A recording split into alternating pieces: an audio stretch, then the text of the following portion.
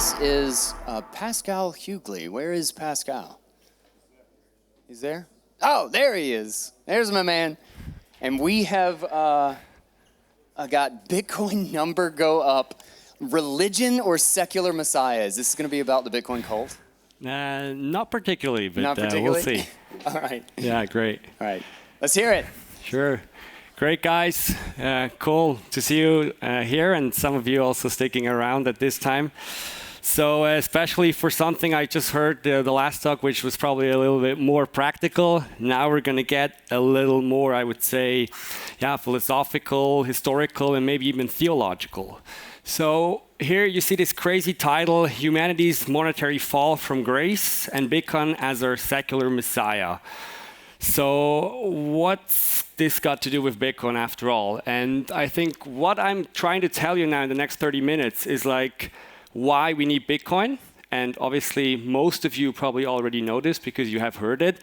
So I'm not going down the traditional route. I'm trying to do this a little different. So you won't hear it from me directly, but you will hear it from people throughout history, economists, philosophers, and some other guys that you might recognize, some others you might not recognize, what they had to say about our system, how we actually, as I said, fell from monetary grace, so to say, where the original sins also happened and why we need a new savior, so to say, and I would posit this will be Bitcoin. So I would say let's just get started, and I will be starting with this guy here, and it's actually Jesus of Nazareth, and he had this famous quote. You probably are familiar with it. Render unto Caesars the things that are Caesars, and render unto God the things that are God's.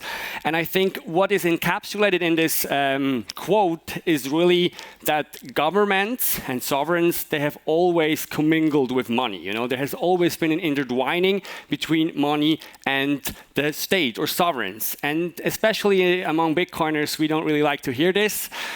This is not to say that money has not also a market component, and it was actually derived through the market.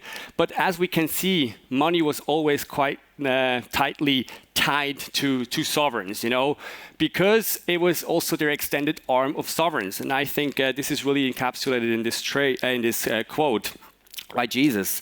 And when we go on, I think, why is this the case? Why have governments or sovereigns always really tried to be close to the money spigot or to money? And it was because of this here. Money has always been the driving force behind war. And I also found this quote here by this interesting gentleman. His name is Axel Osternian. And he was the Swedish chancellor before, during, and after the 30 Years' War, so in the 17th century. And he was asked what is needed to wage war, and he named three things. And he said money, money, and money. So that's all you need to wage war after all, and that's why states, being these actors who have always in history waged a lot of wars, they were always quite keen on being close to the money creation, to the source, so that they get the money to finance all these wars. And so I think in the beginning, when we go back to history and when we also look at the first coinage that were issued, there were kings, Lydia, I think, is one of the first kings who was issuing these coins. It was because they could take something which was called seigniorage. So you kind of issue the money and you get, for the production cost, you get something out of it. It's like the spread, Or you can say that they also kind of had a production cost for money, and obviously there was a nominal cost attached to money, and this was a spread that they could kind of take off the table.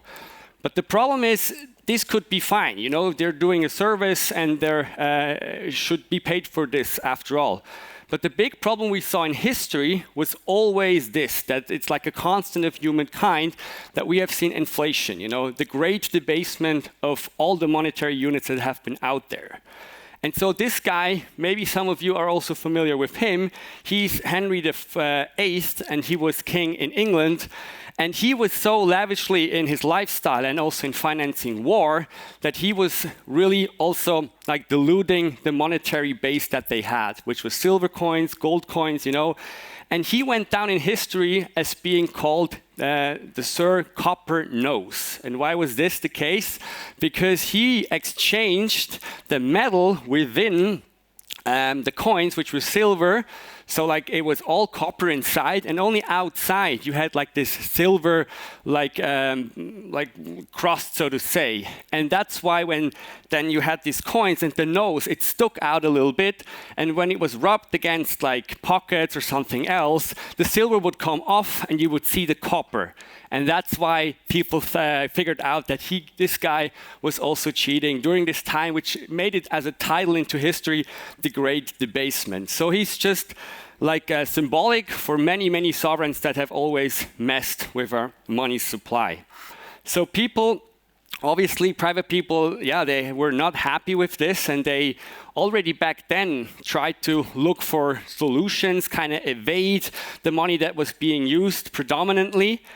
And they came up with all different types of solutions. And one prominent solution was the so-called bills of exchange or real bills. And this was another guy, somebody might recognize this guy from school, Montesquieu. He was this great political scientist, you know, and he said a lot of interesting things, but he also said this about this real bill or bill of exchange, which was actually fiat that would mature into gold, and that was used by a lot of tradesmen and a lot of people.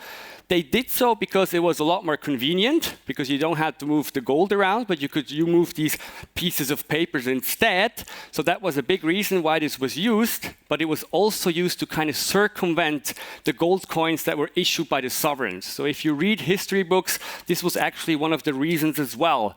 And it was really interesting that he discovered this, and he said, it's astonishing that this real bill was discovered so late, as there is nothing more useful in the whole world. And I think he was alluding to these two facts, that it was not only a lot more better to transact, but it was also a way for private people to kind of evade the bad money of sovereigns, so to say. So these sovereigns throughout history always had this problem. How do we finance ourselves? You know, because once like private people and citizens figure out that the money is rotten at its core, they go look for alternatives, and then you have a problem as a government if nobody's using your money anymore. So how are you going to finance yourself, and how are you going to pay for the wars? So people all throughout history had been kind of contemplating and solutions. And this gentleman here, William Patterson, a Scottish businessman, he had this light bulb moment. He lived in the 17th century in England, and he kind of had the thinking, we have to create a bank for ourselves that could perpetually then kind of finance government, because then we don't have the problems, you know.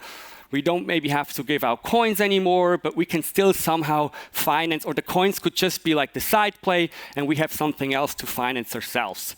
And this bank was actually the Bank of England. So one of the first like central bank that there was. I mean, there were some fewer versions maybe in Sweden, but this bank actually went down to be like the role model for all central banks that would follow in the history. And it was back then when it was founded, it was called a revolutionary bank.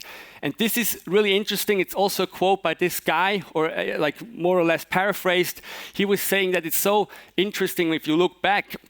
People today, obviously, or at least he didn't say that, but he kind of said it's a way to create this perpetual credit, and it was really in its original charter when the bank was founded, it was all about like finding a way to finance the British government, and it was not so much about really the purpose that we have in mind with central banks today, you know, that they will kind of manage economy and be like this guardians. It was really this was this clear raison d'etre of these banks, and that's quite interesting. If we then go further, already at this time when this bank was founded, it was in 1694 when the Bank of England was founded, we had another gentleman which was actually really looking at this and following it closely. It's no other than David Ricardo. He's also one of the most famous classical economists from history, and he already back then was quite skeptical of this foundation of this bank, of this amalgamation of private and state interest. because he said, or what he kind of saw between the line is really what we had with this Bank of England that was founded. It was like it was the private interests were commingled with the government or public interests, and it was like the sovereign who brought the authority to the table, and the banks or the bankers, so to say, they were the ones that brought the credit, the reputation. And you put these two things together, you align the interests, and then you really have the problem that the private people who would have been maybe skeptical of money creation were now part of money creation. They were given the privilege as well. So they were like, yeah, now we profit from this as well, so we're not going against the government. So this was actually the problem, which is still today the problem, if you look at it from a high-level macro perspective, that private and public are really under the same umbrella, so to speak. That's also when we today talk about like, oh, the left and the right, and they are really critical. In the end, from a fiat perspective, it's all the same, because these things are actually amalgamated, as we have good seen here. And this gentleman, he was already quite astute in figuring this out, that he thought it's really, it will have dire consequences if we do this. So to say he was kind of already then discovering that this was probably one of the biggest monetary sins that we as humanity could ever commit. But this was only the first step. I mean, from there, other innovations, so to say, followed when you think about it in fiat terms, so to say. And one financial innovation was the innovation or the invention of sovereign debt. Because before these sovereigns, again, they also had to kind of finance themselves, as I said. And what would they do? They would go to these wealthy families, banking families, mostly out of Italy, who made a lot of money with these real bills that I described, with trade. And these would then finance the sovereigns. But the thing is that with this new bank, you were able to create something like a public debt, like a sovereign debt, and you could extend it away from these private families and actually tap into the wealth of everyone else, through public debt markets. And this was also said here by Adolf Baer. He was an economic historian. He said, like, the government credit proper is England, the fatherland. So this chapter can be regarded as the beginning of the English government loan system, of any government loan system after all, because as I said, like the Bank of England was really the role model for so much that would follow. We had then this gentleman, it's also an historian, Jeffrey Ingham. He's also a sociologist. He was also studying this in detail in his book, The Nature of Money. And what he kind of said, at one point, this transformation happened, way back in time. It was really the case that it was sort of a personal debt tied to a sovereign, to a king or something, and he constantly had to refinance themselves and really go out and really fight with these banking families to get new credit. And now it was turned around and it was made into a public debt, and later on from there also public sovereign currency followed. And the great thing that he describes in his book is also that people could now, or that governments could really tap, as I said, into the wealth of all of us through intermediaries. We still have this today, it's the banks that are kind of like the intermediaries, and funnel the capital and the savings of us into these public debt entity or products. And that's what this transformation was also about. So we can really say, sort of when we look at it from a broad perspective, this founding of the Central Bank of England could be viewed as the first monetary sin in human history.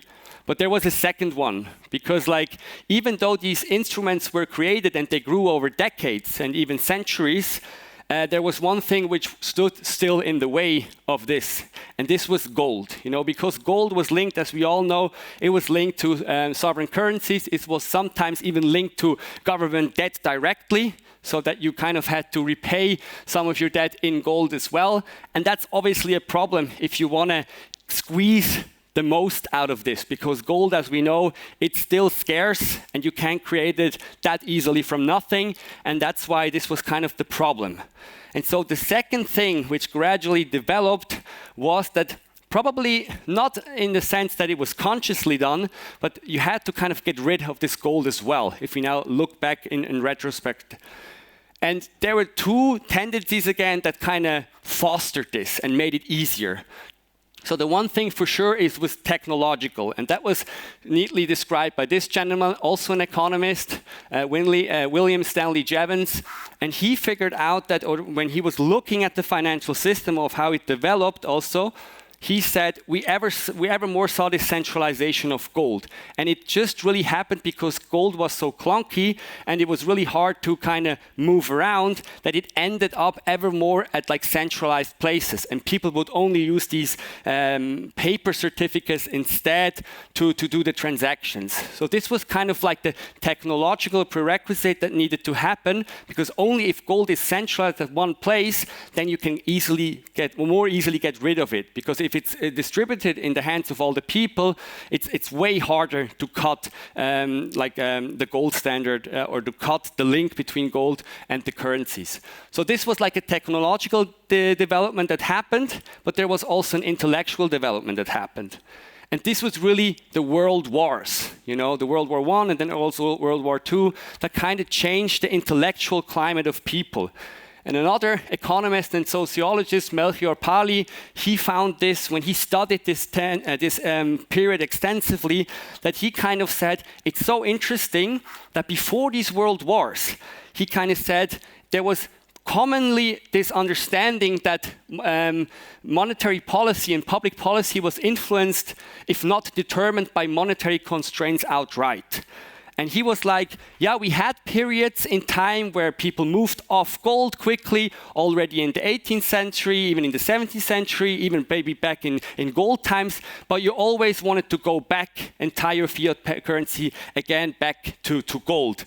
And he said, but this public attitude really changed after the world wars, and that's kind of the climate that he saw. And it was probably this intellectual change that happened in the minds of people that at some point, especially after the World War, if you also read politicians and their statements from that time, some people that were even really positive of gold, and we will see another gentleman later on, John Maynard Keynes, he wasn't that much against gold after the wars completely changed his mind. And it's really interesting, something must have happened and we don't even know what, but it suddenly changed. And this was really the breeding ground that you could then all of a sudden commit this second monetary sin, which was like cutting off gold from fiat, cutting this link that kind of was a constraint up until this time.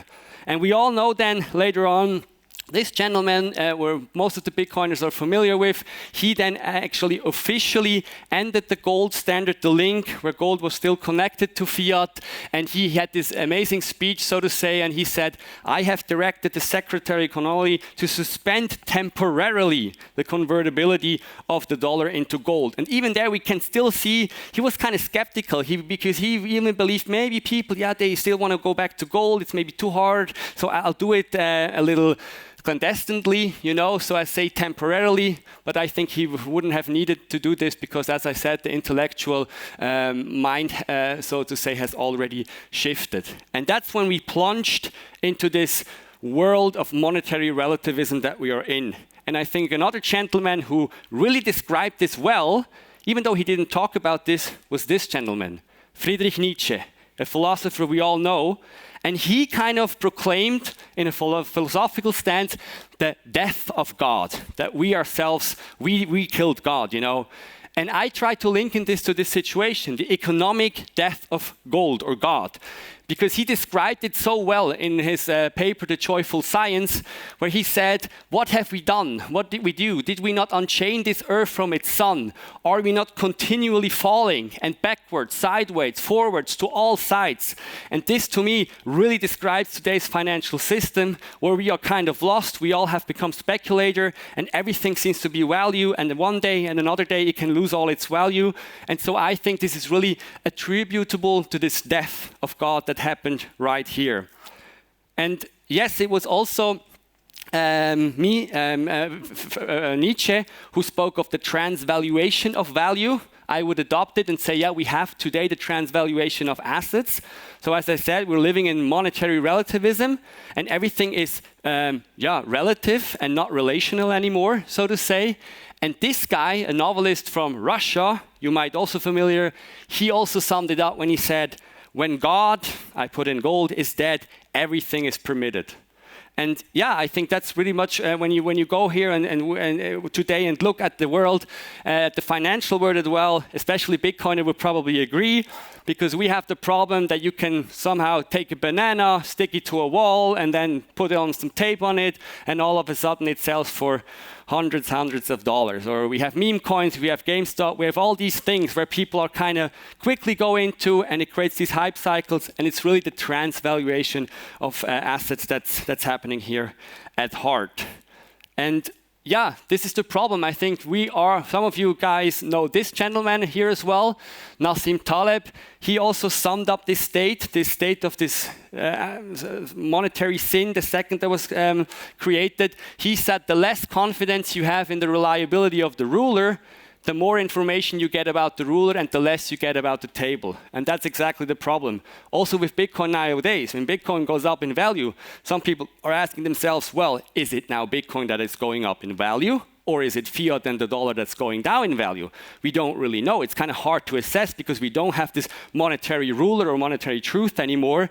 And so it's really this the happenings of, as I said, financial monetary relativism, or some people also refer to it as financial nihilism, going back to the philosophical term of Nietzsche.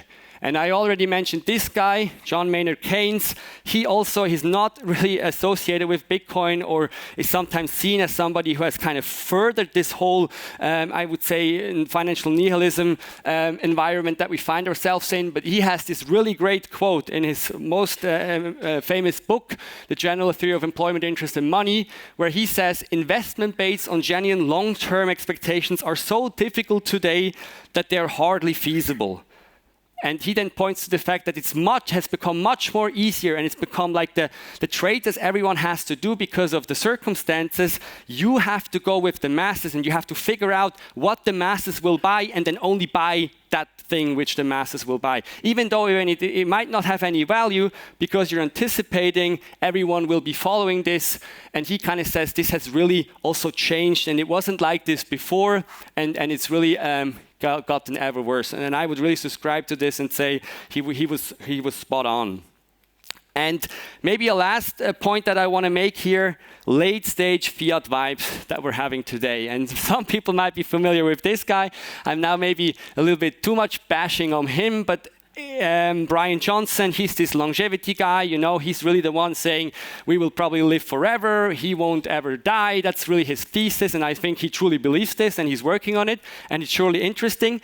But I can't happen to see kind of like the parallels to a time that we already had in history again. And it was the time during the hyperinflation in Germany, where you had these people going around. They were called the Inflationsheilige, the inflation saints, or some were also called Wanderprediger, because they were like wandering around and were calling out that we're at the end times and everything is collapsing, and you have to turn to veganism and just walk around barefoot. And obviously, this is all fine. I'm not want to hit on these people, but I think it was no coincidence to me that these people were especially at that time so prevalent because it was end time vibes. And Brian Johnson, being a person who calls himself on podcasts a new Jesus figure, and also says he wants to fight the culture of death, is to me also somehow related to exactly these vibes that we have seen back then. So one could say, okay, we're late stage fiat vibes. I get this. So is this going to happen? Is this going to end anytime soon? Because late stage sounds like, everything is going to collapse. Well, there's a catch to this as well. And this was another economist, a German one, almost forgotten. He described something which I also find is quite interesting, that he said, well, no, today I think we might not have gold anymore, this really scarce resource, but we found something else, the Ersatzgold in German, the substitution gold. And he described it like a magic trick is taking place today with fiat money.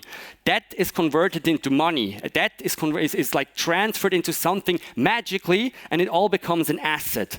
And that's really, when you look at it objectively, that's what government debt is. Obviously, there's a lot to it. There's an economy behind. But yeah, over the years and decades, we managed, and some could even call this like a genius, that something which was a debt is nowadays an asset and resides on the balance sheets of central bank, and they can issue money against it and do monetary policy. But he figured this out, and the last sentence was especially interesting, where he says, this substitute gold avoids national bankruptcy and transfers the impoverishment onto the shoulders of the citizens.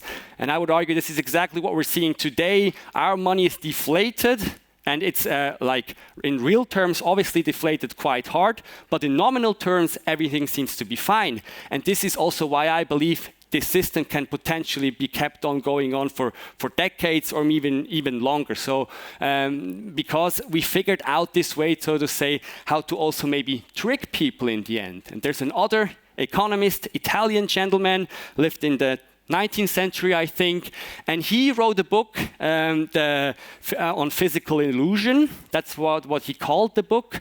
And in this book, he had 11 sentences where he elaborated on how states can go about financing themselves and how there's also maybe some tricks that they can do. And one of the points that he neatly pointed out was exactly using inflation to devalue government debt. And I think nowadays, yeah, we all agree, governments have certainly taken on his advice and are doing this just fine. Well, I mean, my last point on this is then, I believe, and that is something, which might be also a little controversial, that MMT, modern monetary theory, it's also this concept which is actually seen as something quite new, but it's ages old, so it was already talked about in probably the 19th century or the 18th century, but this is already a reality. So we still have like politicians and other people in the US who want to push for this, and obviously, if we had like true modern monetary theory adopted at our system, probably this whole thing of government debt and having to finance it through banks who come in, this could be all done away with. But in practical terms, I think we already have this. And this is also, this gentleman is one of the minds behind this theory, and he is very much of the belief MMT is already a reality today for most countries, perpetuating this ever greater devaluation of the currency. And what is interesting, and I'm almost closing in here on the end, is that the founder of this theory, MMT, as I said, it's already ages old, and is another guy from Germany, Georg Friedrich Knapp, and he's generally touted to be this guy, the founder of the state theory of money. I think not even he had something like this in mind after all, because he was quoted saying, "Nothing is further from our wishes than to appear to recommend pure and simple paper money. It is for the good of every state to express a desire to retain metallic money and to have the power to proceed accordingly. And I know of no reason why, under any ordinary circumstance, that we should depart from the gold standard." And that's quite interesting if you figure out that he was actually the one who is nowadays really touted to be the backer of this whole theory and somebody who should have come up with this. And even he didn't want to go so far. So yeah, that's really the problem that we find ourselves in. We have this problem, we have this deflation baked into the system at core, and it seems like it can at least nominally go on forever. So what is the solution? And I think this guy also neatly kind of comes in here and is among these special people who have figured this out. And if you put all together, obviously it's Satoshi Nakamoto who kind of said this is exactly the root problem that we have today, that we have to trust this money, that we have to trust these central banks, that we have to trust all these banks. And yeah, that there seems to be no way around, and that's why I want to come up with this solution. And he has come up with the solution, and it is Bitcoin. And I want to end with this gentleman, also a philosopher from Germany, wrote a book on the psychology of money, on the philosophy of money, and he was also stressing this concept of something called the unmoved mover, and he was referring to it probably also. Aristotle was another great philosopher. He was talking about this in the context of God again, but he was transmuting this and saying this about money. And he was saying when Simmel, or he's also paraphrased, he spoke of referred to money as the unmoved mover. He meant that money is the immutable standard that ensures free economic exchange and free economic enterprise. And yeah, as I said, we really need this monetary truth again, at least in our own lives. And probably most of you people have hopefully adopted Bitcoin already on an individual level and found sort of this, what it says, secular messiah yourself. And we hope that it can be extended on a societal level as well. And that way we could also restore monetary truth to the entire society. And this is pretty much it. I hope I did not confuse too many of you guys. My time is almost up as well. So if you want to talk to me, you can come up to me as well here. If you want to follow, I would be happy to connect with you guys as well. And great that you all were here, and have a great night.